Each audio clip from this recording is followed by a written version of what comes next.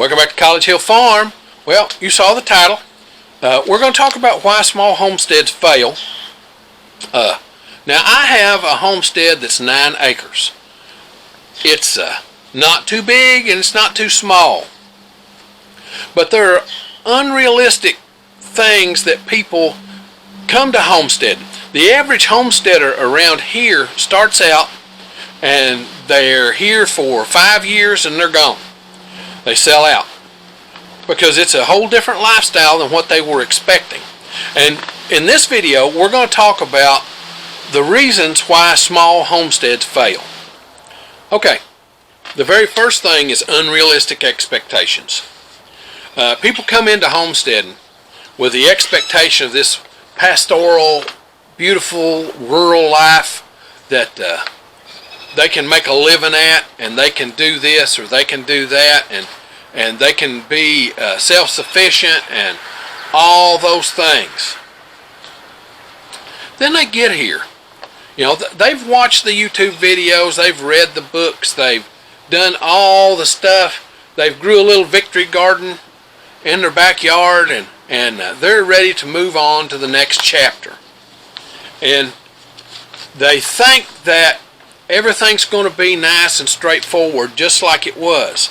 But the truth is, there's constant labor, there's crop failures, okay? I had a year that didn't get any sweet potatoes at all.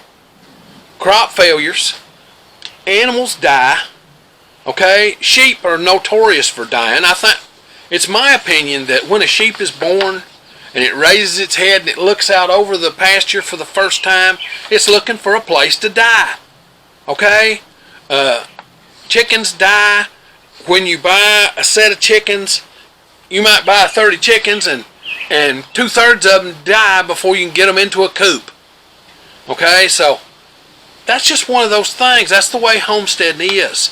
And if you're not prepared for those kinds of losses, you know, you can spend a lot.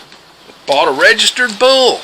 Next thing you know, he's over the cliff dead because he got spooked one night in a thunderstorm. Okay?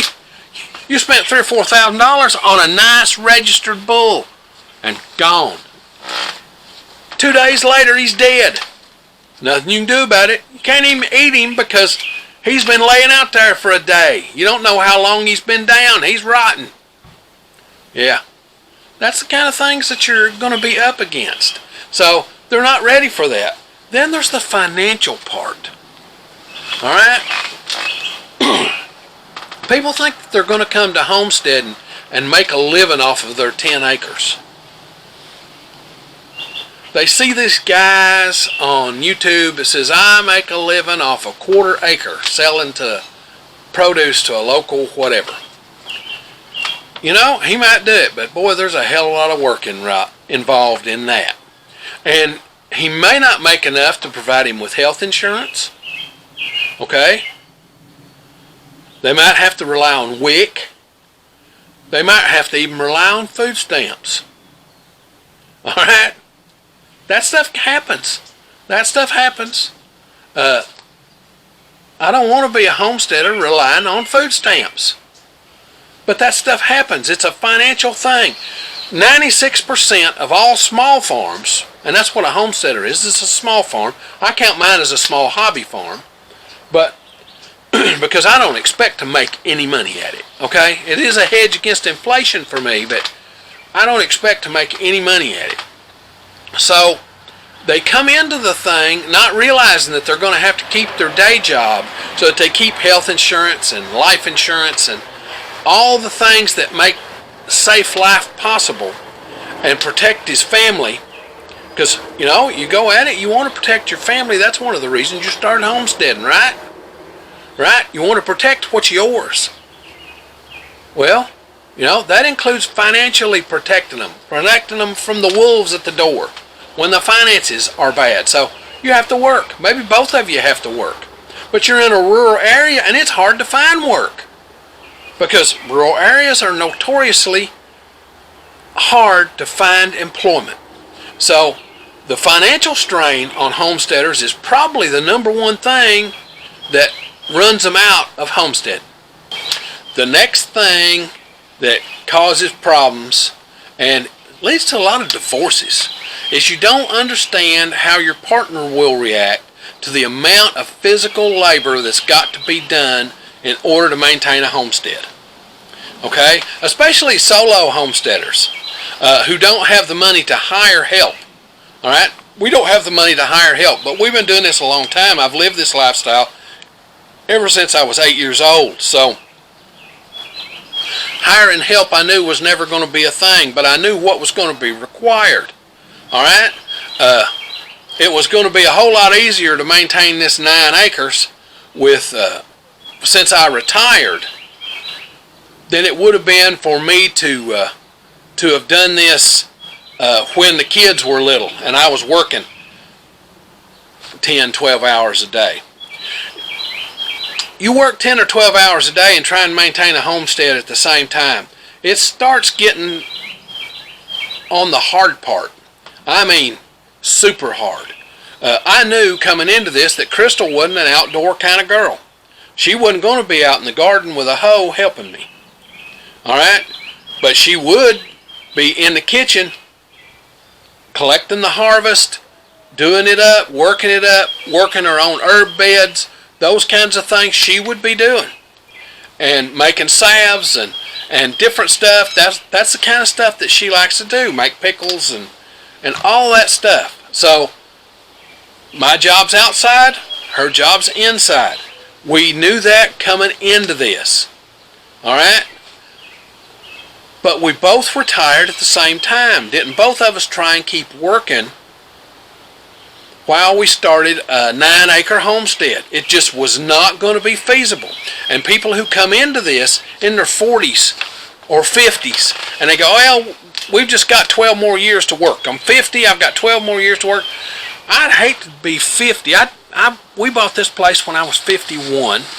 We moved from a half-acre homestead, which I had all the infrastructure already set up, to this homestead, and it didn't have the infrastructure set up, so I've been having to work on that. I can't imagine if I was having to work a job and come home and work on infrastructure on weekends and in the evenings and on my vacations. Gosh, that would be hard. And that is one of the deal breakers that messes up a lot of homesteaders.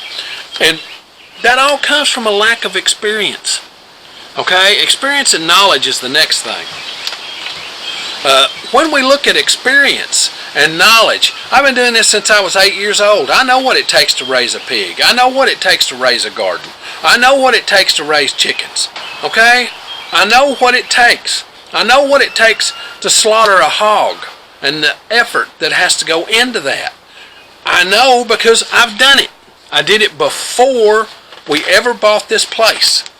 So I was prepared for that. But other homesteaders are not prepared for the physical amount of hard labor that's required. Also the knowledge. You know, you do 10 things wrong because you've never done them before. Okay? Until you figure out what works for you. Well, you may not have time for trial and error if an animal's life depends on you getting stuff done now. Okay? So it's a lack of knowledge. So they wind up being very frustrated, heartbroken. It's a tough life. Okay? Mother Nature don't give a shit if you're happy or not. Okay? Mother Nature don't care if you're happy or not. That's just the way that goes.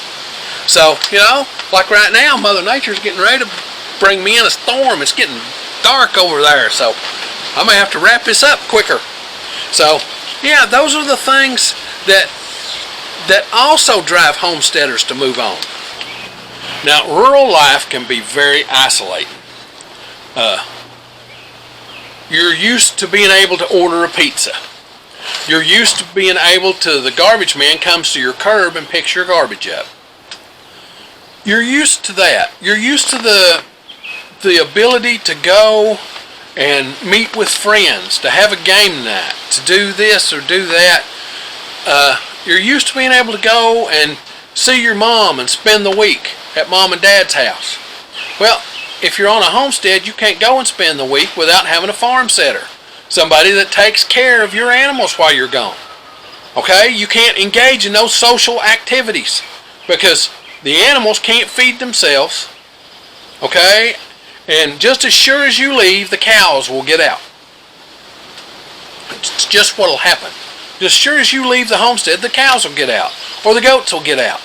Okay, and they'll be running all over the community, and people will be calling and cussing you and hollering and going on. Your goat's over here eating my flowers, and yeah, that's a thing that happens. So then your partners may not be happy with the social context. You know, your wife might be used to going and meeting with friends. You might be used to going. I used to go to to the Hardys and meet with friends of mine every Saturday morning. We'd sit at the Hardys and have breakfast, and I called it the Liar's Bench. We'd sit there and tell stories about how the week went and what all we were doing and this, that, and the other. And when we moved here, I lost that. Okay? Because I don't know anybody here. I've been here for 10 years, and I still don't know many people. I know the people down here in Paint Lick, the little village, but I just know their name. I don't necessarily interact with them a lot because I'm always busy doing something else. So, yeah, that's a hard part for some people to handle. And then there's that zoning. Zoning's becoming a part of life everywhere. Okay? It's becoming a part of life everywhere. Everywhere. So, we were very particular in picking a county that has no zoning. Across the line, there's a county that does have zoning. And they've got a major hospital, and they've got a mall, and they got all these things that we don't have in our county. But we can drive over there in 20 minutes and partake of those. But our county's not zoned, so I can build a tractor shed if I want to. Okay, I can build an agricultural building if I want to. So, those zoning laws may make it where you have to have engineers come out and do your stuff. Well, little homesteaders like us, you know, engineers are not conducive to keeping the costs down. Just saying, engineers are not conducive to keeping their costs down. So it doesn't matter how good a carpenter you are or a good construction worker you are. If you got to get an engineer involved, well, the costs are going away. The costs are not staying low. So zoning plays a big deal. And then one of the other ones that has always been quoted was poor business planning. But the truth is, most homesteads are never meant to be a business. We never planned for our homestead to be a business. We could get a farm exemption. We can get a farm exemption for buying grain and stuff, so we don't have to pay sales tax on hog feed and that kind of thing. But then that would indicate that we're going to make money off that. So if I'm not going to make money selling hogs, then if I get that, then I'm cheating the taxes, and that could come back on me and hurt me. So for us, we're a homestead. We're a hobby farm. We're a hobby homestead. Now, our planning was that this was a hedge against inflation. My income is only going to go up 1.5% a year. Inflation might go up 2 or 3% a year. So that means I may lose anywhere from 0.5% to 1.5% to inflation every year of my income. So if I live too long, that would be bad. But what we do is we use the food and stuff that we grow here on the homestead as a hedge against inflation. We try to never go in the hole on what we purchase over what we get in return. You just don't want to go in the hole on that. It's why I save seeds. It's why I do those kinds of things. So, yeah, financial planning is a big part of it. Okay, the last one. The last reason that homesteaders leave the homestead is because of their health and their age. Now, I am 62. I came here when I was 51. I renovated the house. I was able to renovate the entire house at 51. I've got 90% of it done at 53. I still got some that's not done. But I got 90% of it done by the time I was 53. And started doing the infrastructure. Well, I'm 62 and I'm still building on this tractor shed. Crystal's sick. You all know that. Hopefully we're going to get the results of her pathology report soon. But we don't expect our health to fail. But everybody's health is going to fail. Alright? I want to do this homesteading stuff into my 70s. So I started putting in some raised beds. They're not going to supply me all the food I want. Okay? But they are going to supply me some food. Alright? They're not going to supply me all the food I want, but they're going to supply me some food. So, yeah, that's what the raised beds are for. So, you can do something to hurt your back, and then you can't do a homestead no more. So they wind up selling their homestead and moving to a lower impact living situation. Okay, they might move into a condo, or they might move into a rental where somebody else mows the grass because your back's too bad to do it. All right, so those are the things that could happen. It could happen to me. I've got multiple sclerosis, so I could have a big attack one day and couldn't walk no more, and my walking days would be over. My using the tractor days would be over. Okay, because I got to use my feet for the pedals. So, yeah, that's probably one of the bigger reasons that homesteads, and I won't say that they fail, but they stop. Okay, I feel like my homestead's fairly successful. I've been here 11 years in November. We'll have been here 11 years on this 9-acre homestead, and we've done all right.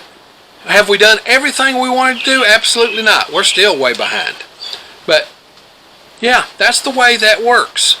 Now, there are lots of reasons homesteads fail. You can't just base it on one thing or another. Generally, of all those reasons I've listed why homesteads fail, is they fail for a multitude of reasons. A multitude of reasons. Around here, like I said, the average homesteader comes in, they come from the city, they move out into rural America thinking they're going to have this wonderful pastoral lifestyle, and it's hard. Homesteading is hard. I put a little short on there. Homestead's hard. It is. Homesteading is hard. So they have the wrong mindset when they get here, and then after the honeymoon's over, they're ready to sell out and go do something else. And yeah, if you've lived this lifestyle your entire life, it's not hard. But if you haven't, it becomes very hard. You just don't realize how hard it is. You don't realize how hard it is putting in fence posts till you do it. But you've done it for years, so that's just another thing that you know you're going to have to do, so your mind's resolute to it.